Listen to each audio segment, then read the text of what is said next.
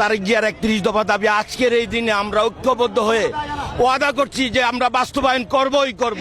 ২০০৩ সালে বিএনপি সরকার ক্ষমতায় থাকাকালে ব্যবসায়ী নেতা সাব্বির আলম হত্যাকাণ্ডের পর দেশ ছেড়ে থাইল্যান্ডে পালিয়ে যান জাকির খান। দীর্ঘদিন বিদেশে পলাতক থেকে ২০২১ সালে আওয়ামী লীগের সময় ভারত হয়ে দেশে ফেরেন। এরপর রাজধানীর বসুন্ধরা আবাসিক এলাকায় পরিচয় গোপন করে সপরিবারে বসবাস শুরু করেন।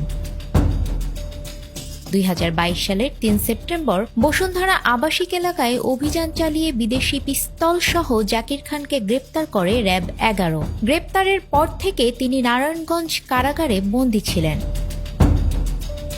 নারায়ণগঞ্জ জেলা ছাত্রদলের সভাপতির দায়িত্ব পালন করা জাকির খানের নামে মোট ৩৩টি মামলা ছিল বলে জানান তার আইনজীবী রবিউল ইসলাম। তিনি বলেন, ৩২ মামলায় খালাস পেয়ে জামিনে কারামুক্ত হয়েছেন জাকির খান।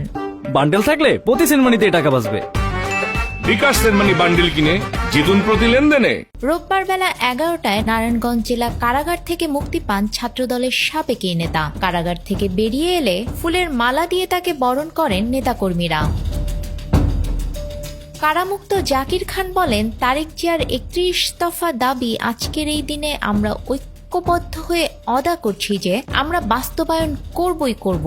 আমার শরীরের চামড়া দিয়ে যদি জুতো বানিয়ে দেই তাহলেও নারায়ণগঞ্জবাসী ঋণ কখনো শোধ করতে পারবো না। আমি যদি আমার নারায়ণগঞ্জবাসীর আমার শরীরের চামড়া জুতা বানাই দেয়, আমি নারায়ণগঞ্জবাসীর ঋণ কখনো শোধ করতে পারবো না। নারায়ণগঞ্জ জেলা কারাগারের জেল সুপার মোহাম্মদ ফুরকান ওয়াহিদ বলেন, ১৯৯৪ সালের সন্ত্রাস দমন আইনের মামলায় জাকির খানের ১৪ বছরের সাজা হয়েছিল। আপিল করায় উচ্চ আদালতে সাজা কমিয়ে ৮ বছর করা হয়। পরে সুপ্রিম কোর্টে রিভিউ আবেদনে তার সাজা কমে ৫ বছর করা হয়।